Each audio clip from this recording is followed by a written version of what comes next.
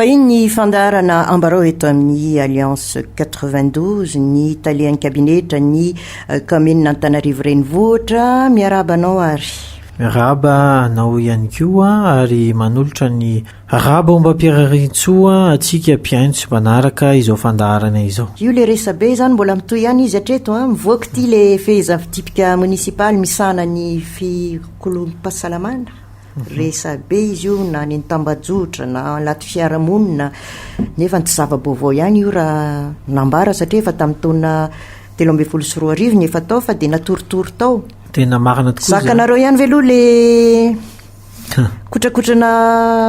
kotrana aloha iaraha mahita ary na ny mahafaly ihany mampimilaza amintsika fa na ny be ny tanàna raha dia tena mahita mahafantatra n'ireny zavatra misy ireny ary raisina amin'ny lafy tsara ny angambany afaka hitenenana anazy satria matoa ireny no miseho dia tsapan'ny commune koa mipaka angambany any amin'ny vahoaka ilay ezaka ataon'ny commune. Alao mieritreritra hoe miezaka be loatra indray ary ny commune ka tratrany ireny toy izay no hoe tsy manao ninina ka miaina tanteraka ao anatin'ny gaboraraka izay niainantsika izany nandritra ny taona maro. Amin'izao fotoana izao dia misy ny mety ho fanomezantsiny ny commune Antananarivo renivohitra hoe mampiatra be loatra indray ve ny lalàna nefa rehefa tena jereny izy ireny ary izay no moa mahatonga anay ankehitriny miezaka manazava sy manabe ny mponina tsirairay hoe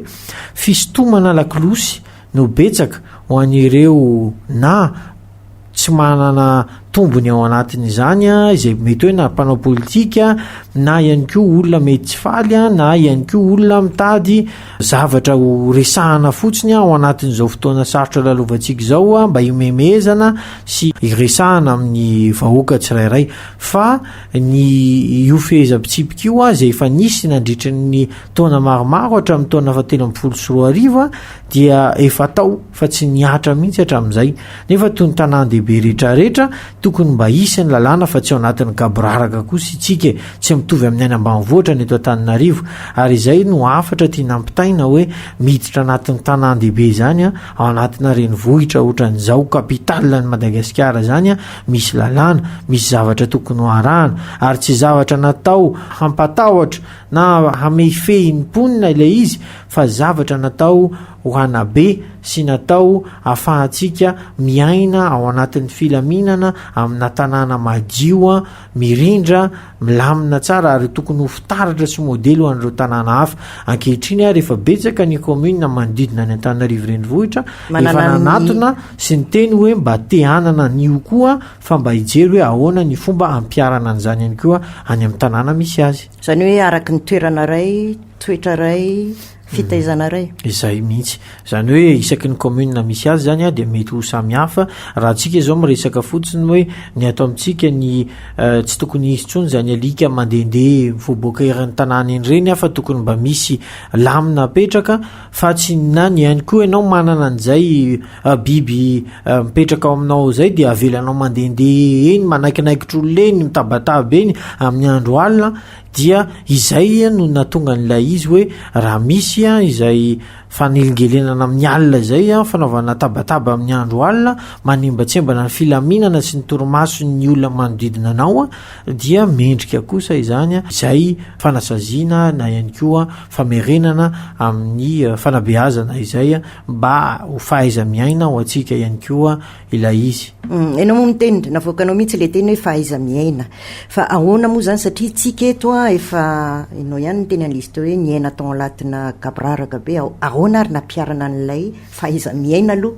satria raha nitsapa zany dia samy manao zay tiany atao daholo samy mandeha samy mitady ao anatina fiainana tsisy rindra ntsony le izy dia ahoana ary mifampiarana an'izay amin'ny alalan'ny ity tsipika ity. Ya, raha ohatra tsika miresaka kely amin'le hoe tamin'ny fotoanan'ny coronavirus dia nilazaina fa tsy maintsy anaovana ny arotava arovava arorona zany fa ho fiarovana amin'ilay fahasalamana. Tamin'ireny fotoana ireny nisy ny tsy nanao, nisy nanao ary nylazaina fa ny mpitandro filaminana no tokony hijery an'izy ireny. Misy betsaka tamin'izy ireny no tsy nanao fa rehefa mahita polisy izy zay vao manao. Tsy mahatsapa akory hoe tsy ilay polisy angeny tokony ho atahorana fa ilay fahasalamanao ianao sy ny manodidina anao. Ka rehefa nanomboka niakatrakatra ilay olona tratran'ilay valanaretina sy nanomboka nisy ny ndao sy ny fahafatesana, zay vao taitra le olona hoe aika moa zany tena izy ty aretin' ity.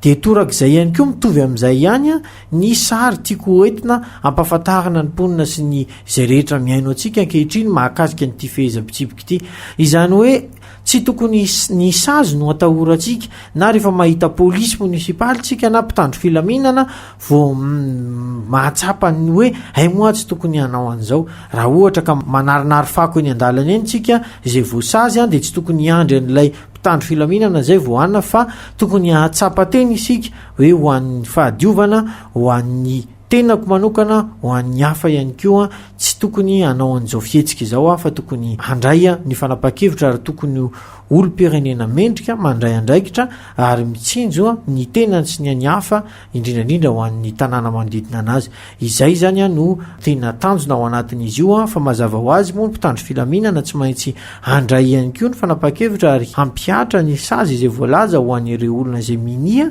tsy mbola manaraka izany fehezam-pitsipika izany. Hitantsika eo amin'ny fiarahamonina raha eto Antananarivo dia ny olana mbola mipetraka dia ny resaka lalana, fitohanana, eo ihany koa ny mpandeha tsy manana ny anjara toerany mihitsy izy rehefa eny amin'ny arabe, ny mpivarotra eo ihany koa fa moa aiza ho aiza daholo moa zao le fandrindrana ny asa natao alohan'ny isian'ity valanaretiny ity dia aiza ho aiza izy zao. Ny asa dia tena betsaka ny asa ny andry ary betsaka ihany koa ny tanjona napetraka ny ben'ny tanàna tao anatin'ny programa anatsan'ny Velirano Arivo. Tsy nanam-po hanana an'izany valanaretina izany izay isika rehetrarehetra nefa moa nisy zany ary niezahana sady ny fehy ny fiparitanjany valanaretina izany teto Antananarivo izay anisan'ny varavarana ny idirany izany valanaretina izany teto Madagasikara teto ary afaka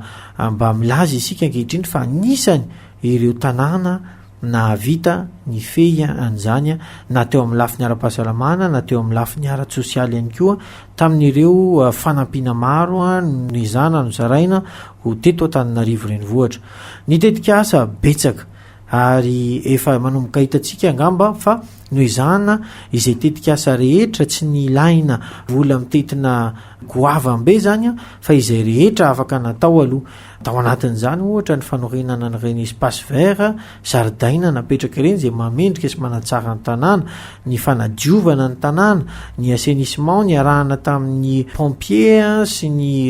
sampandraharaha ao anivon'ny commune, fanadiovana an'ireny tsena ireny, ny fametrahana ihany koa ny jiro mba hazava sy ampilamina ny tanàna. Zavatra betsaka toy izany tao anatin'izany ihany koa ny fanadiovana n'ireny lakan-drano ireny satria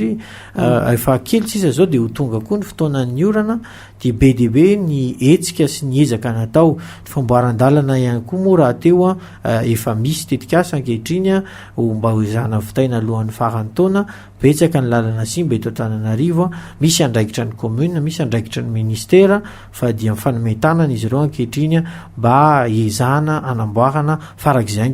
ireo lalana ireo zay ihany koa mampitaraina ny mponina Antananarivo. Ianao moa miteny hoe mila fiovan-tsaina, fotom-pisainana koa zany mila jerevana ihany, fananana iombonana ory ianao fa tsapanareo ve fa manampy anareo le vahoaka malagasy aloha anatin'izay fitsonjovana ny fananana iombonana izay? Ny vahoaka ny Antananarivo ankehitriny dia mahatsapa zavatra maro no hita ary ny tenako raha teo ankoatra ny mahatompona andraikitra dia olom-pirenena ary mijery miaina amin'izany mifanerasera amponiny eto Antananarivo mahalala an'izany rehetrarehetra zany. Hita fa misy ny ezaka ataon'ny commune ary hita ihany koa fa misy mponina manaraka sy faly ao anatin'izay. Tsy voatery maneho ny hafaliany ireo mponina rehetrarehetra mahatsapa an'izany ary matetika ary moa dia ny olona tsy afa-po sy ny olona maneho an'izay hoe tsy faly izy no hita ary izay ny foana no mivoaka eny amin'ireny tambazotra sosialy ireny. Fa ny olona tena mankasitraka dia matetika mangina fa tsy voatery a misehoseho hoe faly zay na manome ihany koa manome fankahirezana any be ny tanàna. Zany hoe raha mijery ny lafin'ny tambazotra fotsiny tsika de mety mieritreritra hoe tena tsy faly tsy mankasitraka ireo vahoaka ireo, nefa aoka tsy ho adinontsika fa ny vahoaka dia tsy ilay olona 2,000 manao Facebook, manao ny commentaire sy manao ny j'aime, fa ireo olona amanetsiny monina eto Antananarivo no ataontsika hoe mponina Antananarivo renivohitra. Fa vakinareo ihany reny teny tsikera na fakasitrahana na famporosihana ny commune reny. Ny commune de tena manahakakaiky an'ireny ary ny be ny tanàna mihitsy moa zany no mijery, ny be ny tanàna izay tena miaino ary izy io de tena olon'ny asa ary tsy mety mihitsy izy raha tsy midina na de tao anatin'ireny fotoan-tsarotra reny ary de hita foana manakaiky ny vahoaka. Sorana an'Andriamanitra moa mbola samy salama tsara tsika hatreto dia mitoy ny asa sy ny sisa fa sady miaino ary tsy afaka akelezinao mihitsy ny hevitry ny olona anankiray fa de tsy maintsy henona avokoa izay no be ny tanàna azy izy no tokony hitarika hiaino ny tsirairay, hiaro ny majinika, hiaro an'ireny zo sy hevitra asehontsika tsirairay reny eno avokoa izy reny fa miezaka ny commune Antananarivo renivohitra ankehitriny. Izany ezaka ataona izany nefa de zava-poana raha tsy miara-mientana, raha tsy eo ny vahoaka tsirairay samy mitondra ny anjara birikiny ary ny commune dia tsy matanjaka rery fa ny tanjaka ananan'ny commune anankiray dia ilay tanjaka hoentiny ny mponina ho fanampiana azy. Izany tanjaka izany dia mety ho fankahirezana, mety ho torohevitra, mety ihany koa fandraisana ny adidy, mety ihany koa fandoavan-ketra satria raha tsy manana ny eo am-pelatanana ny commune tsy afaka hamboatra ny lalana, tsy afaka hitarika ny izay tetika asa rehetrarehetra hiverina ho asoa ny mponina ny Antananarivo renivohitra zay. Fa sahirana ihany koa le mponina amin'izao fotoana izao. Sahirana ny mponina ary tena betsaka no samy sahirana avokoa. Tsy nisy angamba ny olona tena afaka milaza hoe izaho dia tsy nisahirana tao anatin'izay fotoan'izay fa tena anatin'ny fahasahiranana tanteraka ny rehetrarehetra. Ny afatra tiana ampitaina ankehitriny de hoe raha sahirana ianao dia tsy afaka mipetraka fotsiny ianao miandro hoe rehefa tsy sahirana azy vao hanao zavatra fa mila ao anatin'ny asa, ao anatin'ny ezaka no ahafahana miala ao anatin'izay fahasahiranana izay, na ara-tsaina izany na ara-pitaovana izany na ihany koa amin'ny fitadiavana vola aman-karena satria betsaka ny olona mety hoe very asa ankehitriny nohon' izay ihany koa valanaretina izay. Ao anatin'ny velorano ny arivo misy ny resaka hoe manome hasina ny fanabeazana. Efa hiditra ianatra zao ny EPP zay ao ambany fiadidiny ny commune ihany izy io. Misy eritreritra fanampiana ho an'ireo ankizy ireo ihany sy ny tontolon'ny fampianarany. Marina tokoa fa ny commune dia ny ireny EPP ireny raha miasa moa zany amin'ireo ministeran'ny fampianarana. Ankehitriny miasa ny commune amin'ny fanadiovana sy famindrahana fanafody amin'ireny toerana ireny mba ho toerana madio, toerana ara-pahasalamana fa tsy sanatria akory ka fanadinana sy fianarana no atao nefa aretina no azo amin'izy ireny. Manana andraikitra lehibe ny commune ao anatin'izay. Efa misy ihany koa ny tetikasa fanavaozana n'ireny sekoly ireny sy fanomezana an'izy ireny ara-pitaovana andalana avokoa izany rehetrarehetra izany ankehitriny ary inoko fa afaka fotoana fohy ihany koa dia ho hitantsika ny vokatra ao anatin'izay satria efa misy ny ezaka ataon'ny filoham-pirenena sy ny fiadidinana repoblika ankehitriny amin'ny fanorenana n'ireny sekoly EPP manara-penitra ireny dia tsy ho ratsa-danjan'izany koa itsika eto Antananarivo renivohitra ary efa ao anatin'ny tetikasa sy programa ho tanterahana tsy ho ela ao anatin'ny programa velorano ny arivo izany fanavaozana n'ireny sekoly fanabeazana fototra ireny. Anisan'ny andraikitra ny raisinareo koa nivon'ny commune ny fandraisan-tanana ireo tsy manan-kelofana. Misy toerana maromaro misy azy ireo. Izy ireo ve zany dia hipetraka mandrakizay sa hoentinareo ao latina fivoarana ihany koa izy? Ia, tena marina tokoa fa dia tena andraikitra lehibe no sahan'ny commune ny fiahina azy ireny nandritra n'izay fotoan-tsarotra fiboana sy amehana ara-pahasalamana izay. Ary ankehitriny dia efa tsapany commune fa tsy ho afaka hitoetra mandrakizay ireo olo ireo fa efa voatam'izany fotoan'izany dia efa nisy ezaka natao, misy sampandraharaha tena natokana ihany sosialy eo amin'ny commune Antananarivo renivohitra, ary izy ireo ankehitriny no efa miara-miasa amin'ireo mpiara-mambona antoka sy ireo ONG sy izay rehetra mpiara-miasa rehetrarehetra ihany koa mba ho fanampiana ireo olona sahirana ireo hiverina ao anatin'ny fiarahamonina. Ao anatin'izany dia misy fanofanana maromaro arakasa omenana azy ireo, ary ankehitriny moa ny commune Antananarivo renivohitra sy ao ihany koa ramatoa vadin'ny ben'ny tanàna izay manana tetikasa manokana miaha ireny ankizy sy ny vehivavy mba fanomezana asa azy ireo sy hahafahan'izy ireo tena mandray andraikitra ihany koa eo anivon'ny fiarahamonina misy azy. Fiofanana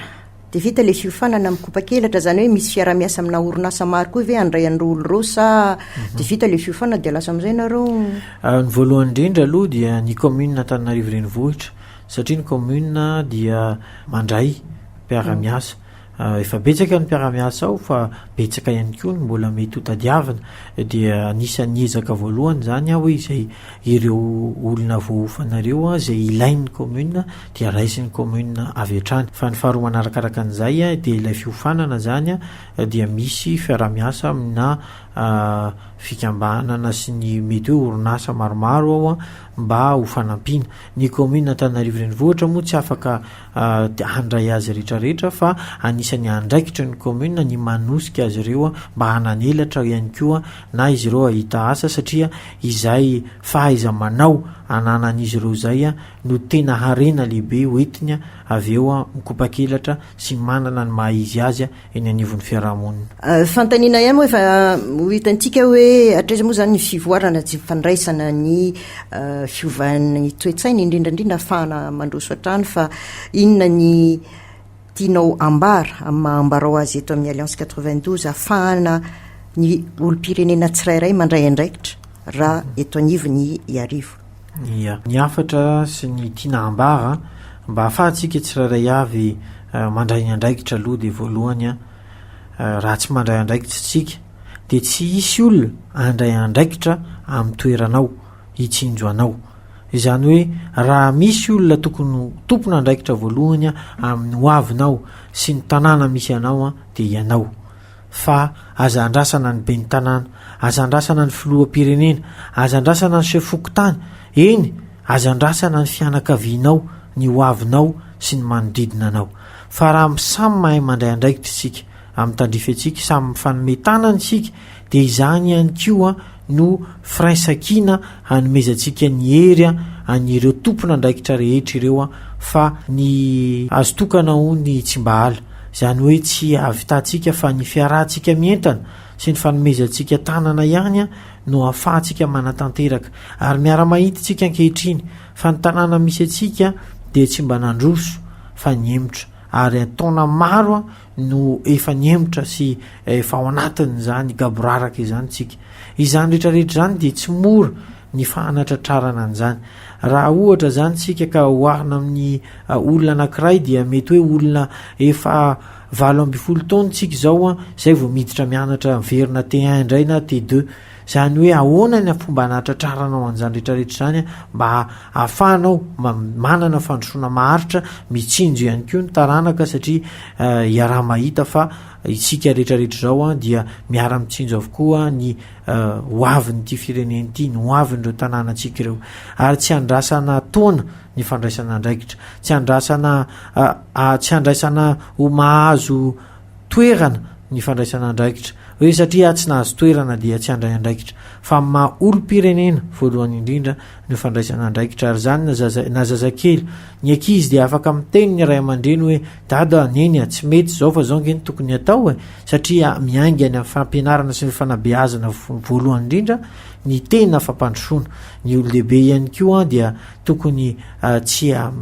ahay hanabe ireo ankizy ireo mba tsy mitovy amin'izay efa nolalovantsika intsony, fa mba ho mendrika izy ireo, satria tanàna fitaratra, tanàna modely Antananarivo tokony fitaratra ho an'ny tanàna mandridina Madagasikara ary satria efa matetika mibeti-plaza antsika foana fa Madagasikara dia tokony ho anana ny maizy azy, tokony ho tanàna, tokony ho firenena tena handroso dia izany fandrosoana zany miainga amin'ny fivoarana sy ny fandrosoan'ny toe-tsaina aloha izay tsika vao afaka manatanteraka fandrosoana lehibe ho an'ny tanànantsika. Fa iny ny fandarana ambarao enonao teo ny tale kabinetra ny kaminina Antananarivo renivohitra Andriamatoa Solofiniana Mikaela misaotranao ny vahiny teto amin'ny Alliance ary misaotranao ihany koa ny zaran'izay ho an'ny mpiaina. Misaotra betsaka mirary soa antsika rehetra. Misaotra tompoko.